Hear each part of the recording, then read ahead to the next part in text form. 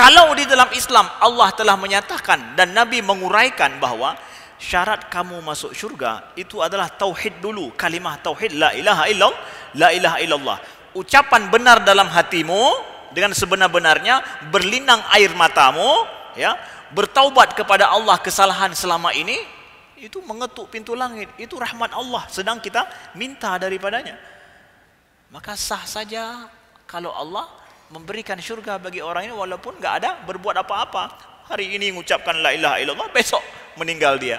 Logis sekali, meninggal setelah menangis, malamnya nggak tidur dia, menangis betapa baru kali ini mendapatkan rahmat dan mendapatkan hidayah Tuhan. Besok meninggal. Kita semua berdoa, ya Allah masukkan dia ke dalam syurga. Walaupun nggak pernah sholat mungkin, ya, nggak pernah zakat, nggak pernah haji, nggak pernah bantu orang, baru kali itu dia insaf dalam hidupnya. Logis sekali dia masuk Islam. Logis sekali. Kenapa logis? Masuk Islam dengan rahmat Allah. Itu inti yang dikatakan para ulama bahwa amalan itu syarat bagi iman. Orang ini nggak ada amal, nggak buat amal apa-apa nih yang baru masuk Islam nih, tiba-tiba meninggal, nggak masalah. Kenapa? Itu syarat bagi iman. Dia tidak mencukupi syarat, tapi imannya ada. Dengan rahmat Allah dia masuk Islam. Logis sekali, karena limpahan rahmat Allah sangat luar biasa. Nah, itu 3 poin kita jawab bahwa logis seseorang itu kalau seandainya ucapan terakhirnya la ilaha illallah, logis sekali dia bisa masuk syurga karena Nabi telah mengatakan demikian kok. Itu kaidah dalam agama. Maka kita terima kaidah itu dan sesuai dengan rahmat Allah Subhanahu wa taala. Bismillahirrahmanirrahim. Assalamualaikum warahmatullahi wabarakatuh. Alhamdulillahirabbil alamin. Nahmaduhu wa nasta'inuhu wa nastaghfiruhu wa nastahdihi. Wa na'udzu billahi min syururi anfusina wa min sayyiati a'malina. Man yahdihillahu fala mudilla lahu wa man yudlil fala hadiya lahu. Asyhadu an la ilaha illallah wahdahu la syarika lahu wa asyhadu anna Muhammadan abduhu wa rasuluh. Allahumma salli wa sallim wa barik ala sayyidina Muhammadin wa ala alihi wa sahbihi wa sallim. Subhanaka la ilma lana illa ma 'allamtana innaka antal alimul hakim. Allahumma 'allimna ma yanfa'una wanfa'na bima 'allamtana wa zidna ilma. Rabbi syrah li sadri wa yassir li amri wahlul 'uqdatam min lisani yafqahu qawli, amma ba'du.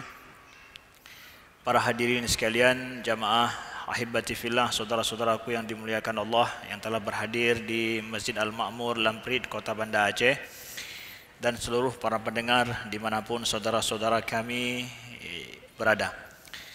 Pada pertemuan kali ini kita sebagaimana kebiasaan kita adalah membahas tentang masalah topik yang menjadi penting pembahasannya saat ini, dan juga dari beberapa pertanyaan yang datang kepada kami untuk sedikit membahas tentang apa yang viral. Atau ini sekarang banyak yang viral, kadang kita tidak tahu tapi sudah viral sama orang. Nah, jadi pertanyaan tentang masalah sedikit ceramah daripada Buya Syakur, ya, tentang masalah kalimat tauhid itu adalah la ilaha illallah, itu kalimah syahadah itu sebagai kalimah persatuan.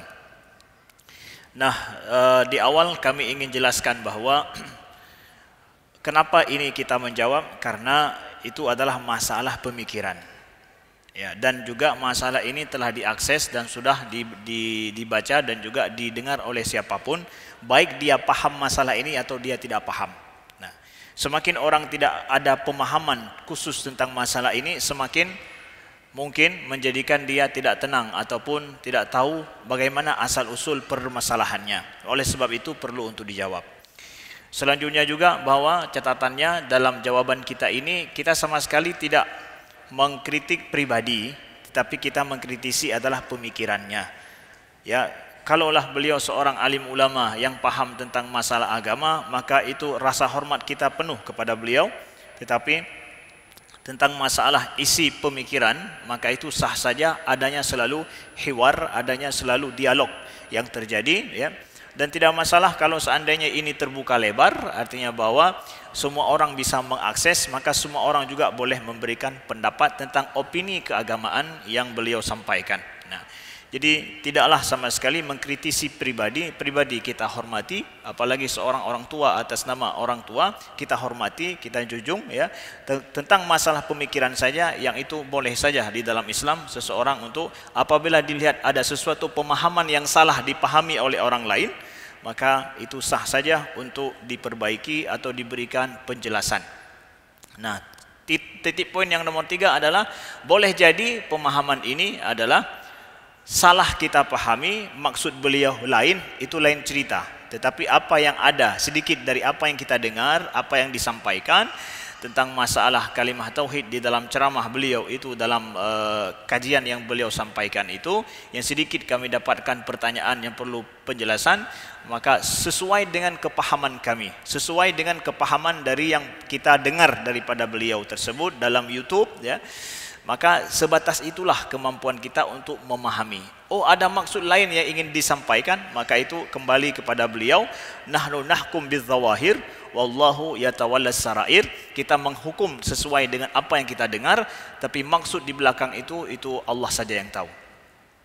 Ini 3 poin yang pertama dalam kita membahas ini. Nah, di dalam ceramah yang disampaikan ini mungkin bisa kita pahami di antara beliau sampaikan itu, untuk kita jelaskan bahwa kalimah la ilaha illallah di poin yang pertama ini, bahwa kalimah la ilaha illallah itu adalah kalimah menunjukkan kepada dakwah kepada persatuan. Persatuan apa yang dimaksud? Boleh jadi dimaksud adalah persatuan umat manusia. Persatuan manusia dalam satu daerah, satu tempat atau dalam satu negara. Maka manusia dengan la ilaha illallah itu adalah setara adanya, sama semuanya. Nah, boleh jadi. Lalu di dalam pemahaman ini menurut beliau bahwa itu bergeser maknanya kemudian menjadi bahwa orang yang dengan mengucapkan la ilaha illallah itu bisa menjadi kunci surga. Hanya sekedar dengan ucapan bisa menjadi kunci surga. Nah, dalam pemahaman yang kita dengar bahwa ini seakan-akan tidak pantas, tidak cocok. Kalimah la ilaha illallah itu kalimah persatuan. Persatuan umat manusia, ya. Entah itu persatuan dalam satu negara ataupun persatuan secara global. Lalu tidak cocok untuk dijadikan itu sebagai kunci seseorang dikatakan beriman yang dengan imannya dia masuk surga. Ini menurut beliau bahwa ini tidak cocok. Menurut beliau terjadi pergeseran makna. Seakan-akan kalau dikatakan mangkana akhira kalamihi la ilaha illallah dakhalal jannah dalam hadis Nabi ini, itu dianggap seakan-akan tidak tepat, tidak benar. Tapi yang benar adalah masuk surga dengan membantu menyatukan manusia. Ya, itu yang menjadi kunci surga. Bekerja, berbuat untuk menyatukan manusia, itu baru la ilaha illallah. Tapi kalau sekedar mengucapkan, itu nampaknya yang kita pahami menurut beliau itu tidak pantas. Masa sih hanya sekedar mengucapkan la ilaha illallah itu bisa masuk surga?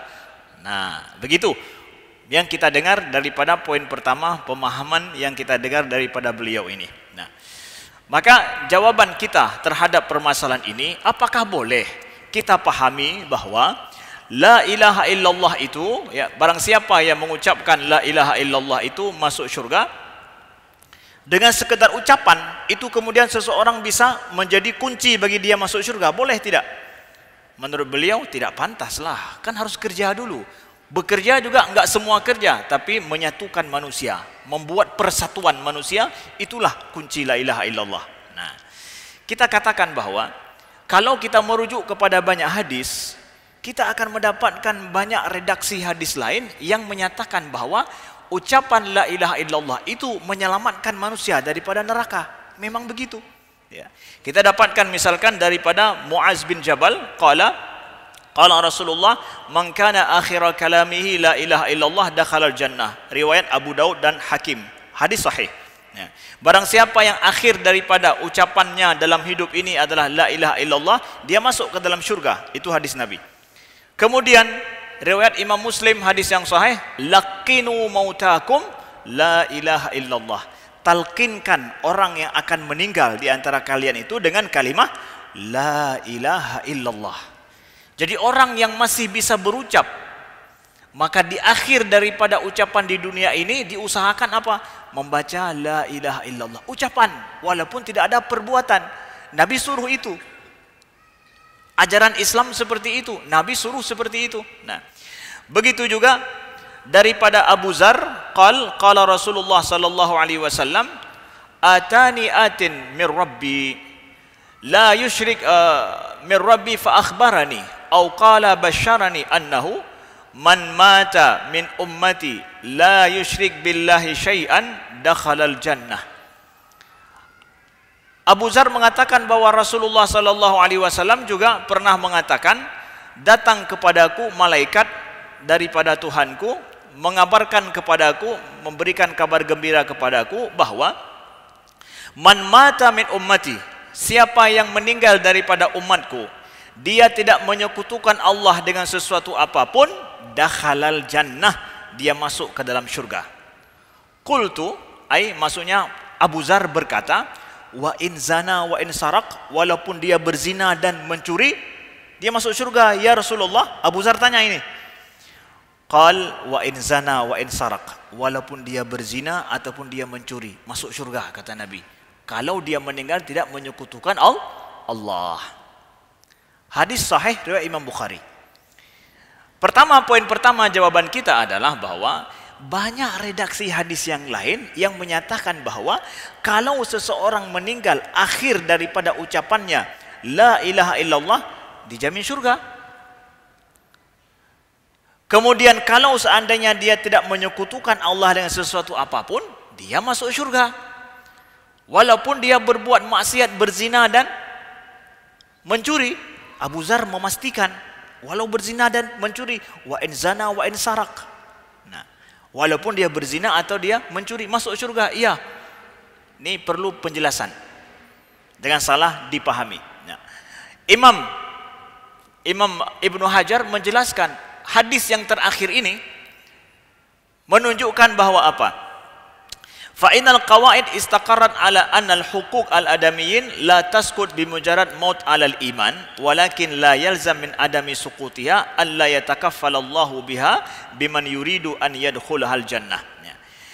Imam Ibnu Hajar menjelaskan bahwa sudah menjadi kaidah pasti dari kalangan para ulama Islam bahwa hak-hak anak Adam itu tidaklah hilang hanya gara-gara seseorang itu meninggal dalam iman. Mananya apa? Kalau seseorang berzina, kalau seseorang mencuri, ya, tapi dia akhir kalimatnya la ilaha illallah, masuk syurga, iya, tetapi tidak menunjukkan bahwa dia tidak diganjari dengan zina dan dengan mencurinya dia. Tetap dia akan dapat hukuman zinanya, akan dapat hukuman pencuriannya, tetap. Maka dia masuk ke dalam syurga, tapi transit dulu ke neraka. Dia transit dulu ke neraka. Dia akan ke sana dulu. Dia akan mempertanggungjawabkan semua maksiat yang dia lakukan. Jangan salah dipahami. Jadi kalaulah orang dalam hidupnya tetap mati atas dasar iman, tapi selama hidupnya dia banyak maksiat, bisa masuk syurga? Bisa. Tapi transit dulu ke neraka. Mungkin lama di sana. Walaupun dia berzina atau mencuri. Tapi tidaklah gara-gara dia berzina atau mencuri, tapi dia beriman menjadikan dia tidak pantas masuk syurga. Enggak seperti itu. Ya, begini yang ingin disampaikan. Jadi janganlah kita pahami gara-gara seseorang enggak bersaudara, kemudian juga mungkin banyak maksiat dalam hidupnya, tapi ngucapin la ilaha illallah kok bisa masuk syurga juga? Iya, adil Allah, bisa juga masuk syurga. Kenapa? Logis kok. Kalau dikatakan enggak logis, simsalabim, ya, bisa masuk syurga hanya sekedar ucapan. Nah, iya, logis. Logisnya gimana? Logisnya adalah kalau dia enggak buat apa-apa atau dia bermaksiat, bahkan transit dulu ke syurga, ke dalam neraka. Lama dia di sana, ujungnya masuk ke dalam syurga. Karena ulama ahlus sunnah menyatakan bahwa al-kabair, dosa-dosa besar itu tidak menghapus iman seorang mukmin. Tidak menghapus iman seorang mukmin. Tapi kalau Khawarij mengatakan bahwa orang mukmin yang berbuat dosa besar itu akan kekal dalam neraka. Tidak pantas dia orang mukmin seperti itu. Ahlussunnah mengatakan enggak. Kalau ada iman dalam hatinya, dia boleh masuk ke dalam syurga, tapi transit dulu di neraka dengan waktu yang sesuai dengan porsi dosa yang dia buat. Sangat logis, sangat rahmat Allah begitu. Nah, begitu saudaraku yang dimuliakan Allah. Jadi poin pertama ini kita jawab adalah bahwa logis kok orang yang meninggal akhir kalimatnya la ilaha illallah masuk syurga, tapi kalau dia berbuat dosa atau enggak berbuat taat, transit dulu ke dalam neraka. Logis, tidak pakai simsalabim, tidak pakai yang macam-macam, tidak logis sekali. Dan itu rahmat Allah Subhanahu wa ta'ala kepada hambanya, sesuai dengan kaidah Ahlus Sunnah wal Jamaah. Seseorang yang dia itu berbuat maksiat atau kabair, tapi tidak menghapus iman daripada hatinya. Kemudian poin yang nomor 2 kita jawab tentang poin ini adalah bahwa dikatakan tidak logis seseorang itu hanya dengan ucapan la ilaha illallah masuk ke dalam syurga. Masa sih sekedar ucapan masuk ke dalam syurga? Nah, kita akan menjawab bahwa kalau seseorang di akhir daripada hidupnya mentalkinkan atau mengucapkan la ilaha illallah Muhammad Rasulullah, ini menunjukkan bahwa seseorang itu akhir hidupnya dia ridho kepada Allah. Dia itu taslim, menyerahkan dirinya pada Allah. Ya, menyerahkan dirinya pada Allah sampai akhir hayatnya. Menunjukkan bahwa selama hidupnya dia sudah berpengalaman dengan itu. Beda dengan orang yang dalam hidupnya enggak punya pengalaman tentang itu. Ya. Dia menunjukkan bahwa sampai akhir hidupnya ridho dengan Allah. Maka kunci mengucapkan la ilaha illallah boleh menjadi kunci dia masuk syurga. Itu poin yang nomor 2. Poin yang nomor 3 jawaban kita adalah, kalau dikatakan masa sih hanya sekedar mengucapin la ilaha illallah dengan itu bisa masuk syurga, enggak logis ah. Jawaban nomor 3 lagi adalah bahwa apakah perbuatan, amal, pekerjaan itu bagian daripada iman atau merupakan syarat bagi iman? Iman itu pakai amalan enggak? Pakai perbuatan enggak? Atau cukup dengan sekedar keyakinan hati, lafazkan dengan lisan, udah dianggap seorang itu beriman? Atau harus ada amalan dulu baru dianggap imannya? Nah, ini pertanyaannya. Kita dapatkan ulama kita telah membahas pembahasan ini, kedua-dua pendapat itu ada. Pendapat yang pertama adalah bahwa iman itu, bahwa amalan itu adalah bagian daripada iman. Jadi kalau enggak ada amalan, enggak dianggap imannya, kurang imannya. Kalau ada amalannya, maka baru dianggap imannya. Maka dalam hal ini, inilah pendapat ulama yang mengatakan bahwa amal itu syatrun minal iman. Syatrun, bukan syartun, tapi syatrun. Syatrun itu adalah bagian. Jadi iman kata dengan hati, ada pengakuan dengan hati kita, ucapan dengan lisan, lalu kemudian amalan dengan perbuatan. Sering kita dengar bahwa ikrarun bil qalbi, pengakuan dengan hati, ikrar kita dengan lisan kita, dan perbuatan dengan amalan. Itulah iman. Nah, betul. Sebahagian para ulama termasuk Imam Syafi'i dalam hal ini mengatakan bahwa amalan itu bagian daripada iman. Boleh, boleh. Ini bagian daripada iman. Artinya apa? Menunjukkan bahwa amalan itu kesempurnaan daripada iman. Kalau orang amalannya kurang, maka imannya kurang. Boleh, karena itu bagian daripada iman. Lalu kalau seandainya dia meninggal, amalannya kurang, transit dulu. Dia ke dalam neraka. Ya, transit dulu dia ke sana, ya, dicuci semua dosanya. Kalau seandainya dosanya sudah selesai, maka dia akan masuk ke dalam syurga. Ikrar dia dengan hatinya tetap berfungsi. Tetap berfungsi. Perkataan nomor 2 daripada para ulama bahwa iman itu, amalan itu syarat bagi iman. Enggak masuk bagian, tapi syaratnya dari luar, seperti wudu dengan solat. Wudu itu syarat bagi solat, bukan bagian dari solat. Ya, syarat, berarti di luar daripada iman amalan itu. Itu ada juga pendapat para ulama, termasuk Imam Abu Hanifah dalam hal ini. Lalu konsekuensinya kalau kita mengatakan bahwa amalan itu adalah syarat bagi iman, apa? Bayangkan seseorang, ya, dia masuk Islam di akhir hayatnya. Sehari sebelum dia meninggal mengucapkan la ilaha illallah Muhammad Rasulullah. Dia sudah pergi ke dunia, keliling dunia, dia dapatkan ternyata Islam ini agama yang benar. Seperti ada seorang Swiss yang saya jumpai, dia masuk Islam di Aceh waktu pergi ke Sabang. Dia sudah pernah belajar Hindu di India, dia orang agama Kristen Protestan, pergi ke Hindu, belajar Hindu di India, lama tinggal di sana, kemudian dia sakit parah, setelah sehat dia pergi ke negeri Islam, ke Arab dan ke Aceh. Di Aceh dia masuk Islam. Karena ada yang menjelaskan tentang dia Islam. Di situ sangat logis menurut dia. Masuk Islam dia. Bayangkan dia ini, orang ini, misalkan dia masuk Islam, hari ini dia ikrarkan la ilaha illallah dengan sepenuh hatinya, menangis. Besoknya dia meninggal. Ada berbuat amalan dia? Atau sekedar menghadap Allah dengan ucapan? Dia menghadap Allah dengan ucapan saja. Kita katakan bahwa dia ini masuk dalam neraka langsung. Masa sih hanya sekedar ucapan masuk dalam syurga? Kita dapatkan bahwa di dalam Islam, bahwa sesungguhnya, ya, orang yang mengucapkan dan masuk Islam, maka semua dosanya yang di belakang itu diampuni Allah. Kan begitu? Innal islama yajubbu ma qablahu. Sesungguhnya Islam ini akan menutupi semua yang dilakukan seseorang sebelumnya kalau dia masuk Islam.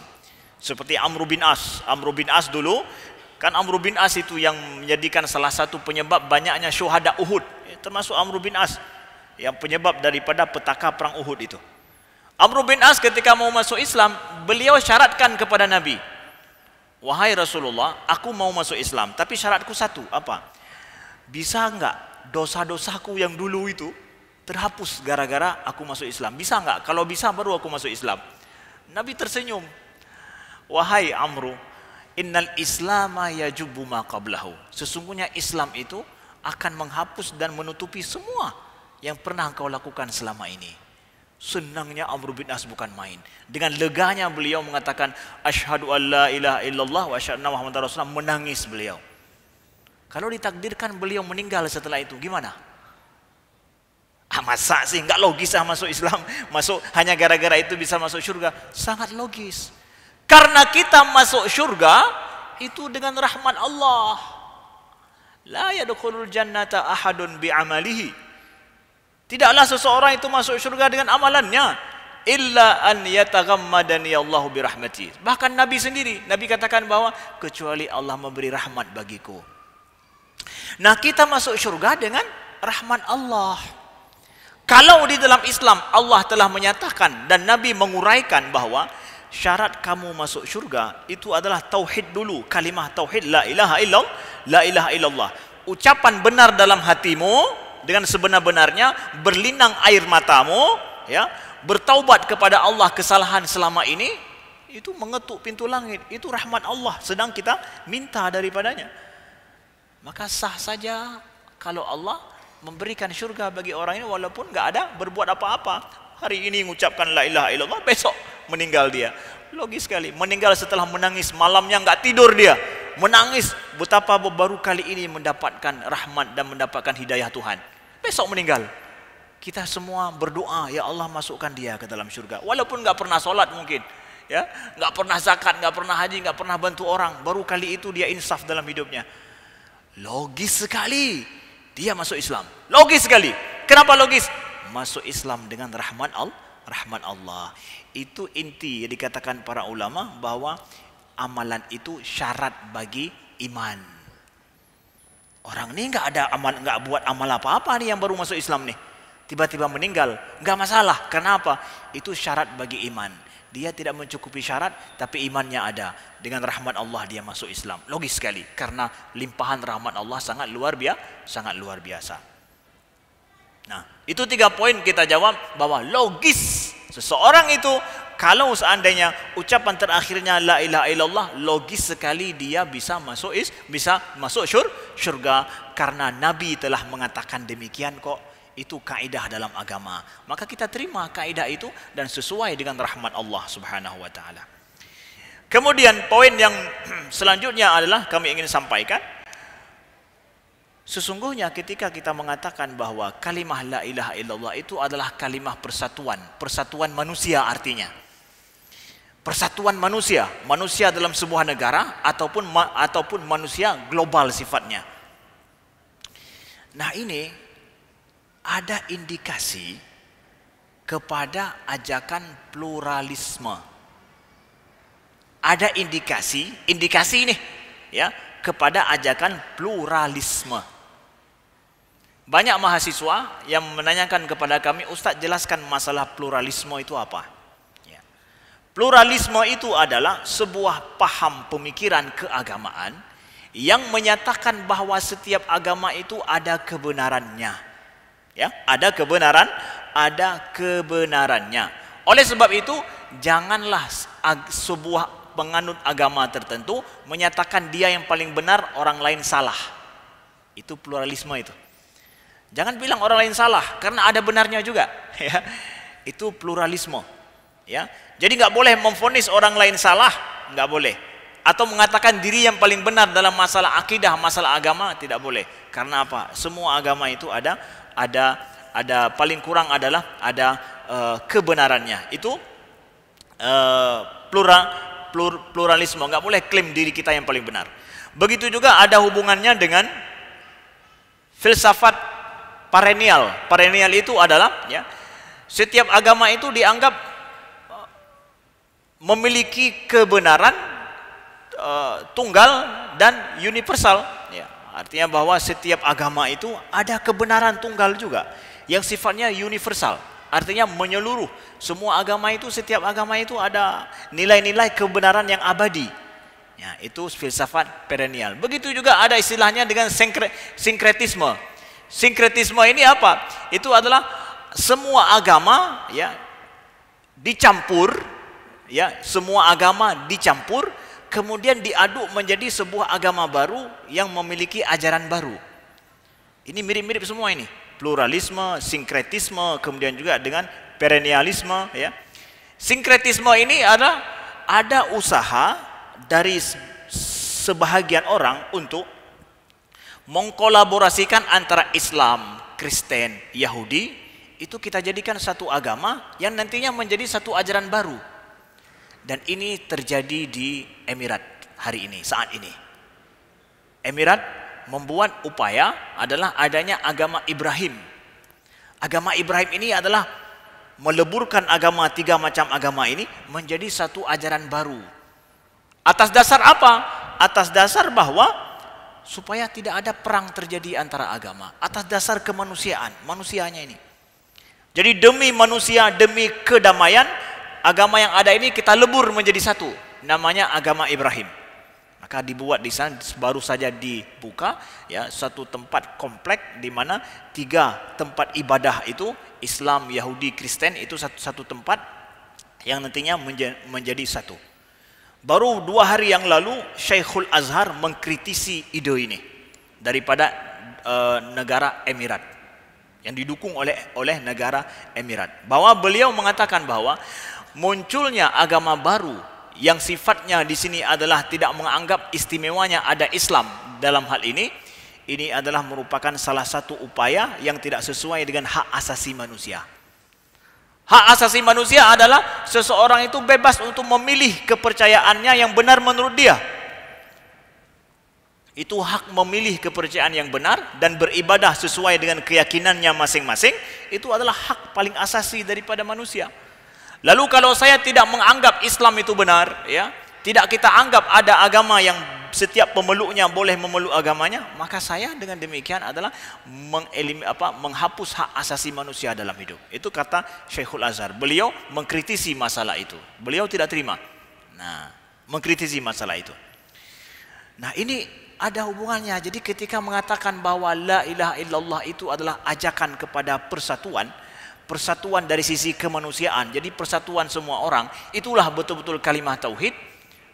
Kalimat tauhid bergeser maknanya dalam pemahaman ini dari mentauhidkan Allah menjadi mentauhidkan manusia. Seakan-akan putus hubungan antara tauhid kepada Allah dengan tauhid kepada manusia. Padahal la ilaha illallah artinya adalah tauhid Allah dulu ini. Dalam ibadah kita tauhidkan Allah. La ilaha illallah itu kalimah tauhid bersama Allah. Kalimah tauhid hubungan kita dengan Allah. Tapi dalam pemahaman ini la ilaha illallah itu bukan dengan Allah ya, dengan manusia saja. Nah, benar. Jadi seakan dipangkas hubungan kalimah tauhid dengan Allah, tapi tauhid sesama manusia itu yang dianggap. Nah, maka ini ada indikasi kepada pluralisme, indikasi kepada perennialisme, ada indikasi pula kepada yang disebutkan dengan sinkretisme itu. Melahirkan hal yang seperti ini. Nah, kalau ini kita pahami, bagaimana Islam menganggap pluralisme itu seperti apa? Jadi kalau setiap agama itu ada istilah benarnya, apakah ini salah Ustaz? Ya. Bagaimana Islam? Nah, sebahagian para pakar mengistilahkan ya bahwa pluralisme seperti ini bertentangan dengan Islam. Tapi yang benar menurut Islam itu pluralitas. Pluralitas. Apa maknanya? Beda antara pluralisme dengan pluralitas. Bedanya adalah kalau pluralisme nggak bisa menghargai perbedaan. Setiap yang berbeda harus disatukan. Hanjut kalau na beda hanjut. Kalau disatukan menjadi satu hal, baru dianggap ini baru pluralisme. Ya, hanjut na perbedaan. Sedangkan pluralitas itu adalah mengakui adanya perbedaan masing-masing dan dia hak untuk berbeda dalam hal ini sebagai wujud daripada ayat-ayat Allah. Boleh ya? Boleh kalau seandainya seseorang itu punya perbedaan dengan orang lain, boleh. Maka adanya agama Kristen, adanya agama Yahudi di samping agama Islam, selaku saya seorang muslim, saya mengakui bahwa itu ada agama namanya agama Yahudi, walaupun tidak benar menurut saya. Tapi saya akui mereka punya hak untuk berbeda dengan saya. Mereka orang Nasrani, saya akui mereka memang punya perbedaan dengan saya yang tidak bisa disatukan, tapi mereka punya hak hidup. Lakum dinukum waliyadin. Bagi kalian punya agama, ya udah, itu agama kalian. Bagi saya agama saya. Saya mengakui, tidak harus agama kalian menyatu dengan agama saya. Kibancara menyebeda, hanya beda bersama ngelun. Enggak, pluralisme tidak mampu mengakui adanya perbedaan. Melihat semua dalam bentuk kesatuan. Tetapi pluralitas melihat kepada berbeda-beda, tapi kita menyatu dalam perbedaan, bahwa itu ayat-ayat Allah. Bagi kami orang Islam menganggap bahwa adanya perbedaan itu menunjukkan bahwa itu kekuasaan Allah. Satu. Dan perbedaan itu juga menunjukkan kepada apa? Secara Islam nih. Ini pandangan pluralitas Islam ya. Ini yang benar, bahwa adanya perbedaan agama sampai Kristen, Yahudi, Hindu, Shinto, itu semua macam-macam agama itu ya, menunjukkan adanya ayat Allah bahwa manusia bebas berikhtiar. Saya mengakui adanya macam-macam agama itu secara eksistensi, bukan kebenaran. Mereka boleh eksis sebagai wujud apa? Sebagai wujud bahwa Allah memberikan kebebasan manusia dalam mencari pandangan hidup yang benar menurut dia. Yang nanti akan diminta pertanggungjawaban oleh Allah. Kenapa kamu dalam beragama jadinya Shinto? Kenapa kamu dalam beragama jadinya Hindu? Kenapa kamu dalam beragama jadinya justru Yahudi? Allah akan mempertanyakan setiap orang nanti. Nah, makanya kita sebutkan dalam hal ini ayat Allah yang Allah sebutkan tentang masalah perbedaan ini, walau sya'allahu la ja'alakum ummatan wahidah walakin liyabluwakum fima atakum fastabiqul khairat. Ini kunci ayat menunjukkan pluralitas, bukan pluralisme. Ayat Al-Maidah ayat 48. Walau sya'allahu la ja'alakum ummatan wahidah. Kalau Allah menghendaki, maka seluruh umat manusia akan dijadikan satu umat, satu agama, satu akidah, enggak ada perbedaan di antara mereka. Kalau Allah menghendaki bisa. Walakin, akan tetapi kata Allah, liyabluwakum fima atakum, tapi Allah ingin mencoba terhadap apa yang sudah Allah berikan kepada kalian. Ternyata adanya perbedaan pilihan dalam masalah akidah itu ujian daripada Allah. Jadi saya harus mengakui adanya perbedaan itu sebagai ujian dari Allah untuk umat manusia. Mereka diuji dengan akal mereka, ilmu mereka. Akalmu itu sudah kamu pakai untuk apa? Sehingga engkau mendapatkan hidayah kepada Allah. Fima atakum. Maka Allah sebutkan setelah itu, fastabiqul khairat. Maka berlomba-lombalah untuk mendapatkan kebaikan. Nih, kita nih sedang berlomba ini. Kami orang Islam berlomba-lomba untuk berbuat kebaikan, menunjukkan bahwa agama kami benar. Kalau ada orang Yahudi, orang Kristen, silakan berlomba-lomba, tunjukkan bahwa agama kalian itu benar. Silakan kemudian kita menilai sama-sama. Kami mengakui eksistensi kalian, eksistensi agama lain, ya. Silakan berbeda dengan kami. Pluralisme tidak mampu mengakui adanya perbedaan itu. Menyena beda, harus sama dengan kamu, hanjut beda. Ya, itulah kenapa kita orang Muslim, cendekiawan Muslim menolak pluralisme. Tidak sesuai dengan semangat Islam, semangat agama Islam. Begitu juga sinkretisme ditolak. Ya, biarkan ada perbedaan, lalu kemudian biarkan manusia mencari sesuai dengan hidayah daripada Allah, kemampuan yang telah Allah berikan kepada mereka. Allah berfirman, wa inna hadhihi ummatukum ummatan wahidah wa ana rabbukum fa'budun. Ya. Sesungguhnya agamamu ini adalah agama yang satu, ya, dan sesungguhnya wa ana rabbukum fa'budun, dan akulah Tuhanmu, maka sembahlah aku. Nah, jadi saudaraku yang dimuliakan Allah, kita yakin bahwa agama yang diridhoi di sisi Allah itu adalah agama Islam. Ya, innad dina indallahil Islam. Itu yang diridhoi oleh Allah. Atas dasar apa? Atas dasar Al-Qur'an menyatakan demikian. Atas dasar apa juga? Atas dasar bahwa menurut logika dan menurut fitrah manusia, kita umat Islam bisa membuktikan bahwa Islamlah agama yang logis. Menurut apa juga? Menurut secara ilmiahnya, fakta ilmiah menyatakan bahwa Islamlah agama yang bisa dipertanggungjawabkan semua teks-teks keagamaan. Setiap ayat Al-Quran bisa dipertanggungjawabkan. Hadis Nabi itu bisa dipertanggungjawabkan secara ilmiah. Setiap hadis Nabi yang sahih, jelas siapa yang merawikannya sampai Nabi SAW. Logis sekali. Jadi secara fakta ilmiah, agama Islam agama yang logis dan ilmiah. Kemudian kita dapatkan dalam Al-Quran Allah mengatakan bahwa sesungguhnya agama Islamlah agama yang diridhoi di sisinya. Nah, jadi ini adalah ingin kami jawab sedikit bahwa sesungguhnya agama kalimah la ilaha illallah tidak bisa digeserkan kepada makna lain, tetap dia kalimah syahadah yang seseorang kalau di akhir daripada ucapan hidupnya la ilaha illallah menurut hadis Nabi, maka dia adalah boleh dan logis untuk masuk Islam sesuai dengan hadis Nabi, sesuai dengan penjelasan kita tadi. Nah, jadi oleh sebab itu kalau kita ingin menilai perbedaan pendapat orang, lihat kepada rujukannya apa. Opini yang ada misalkan seperti yang disebutkan itu, rujukannya kemana? Siapa yang pernah menyatakan itu? Rujukannya kemana? Hadis Nabi kah? Ayat kah? Silahkan boleh berbeda pendapat, tapi rujukanmu mana? Rujukan kita kemana?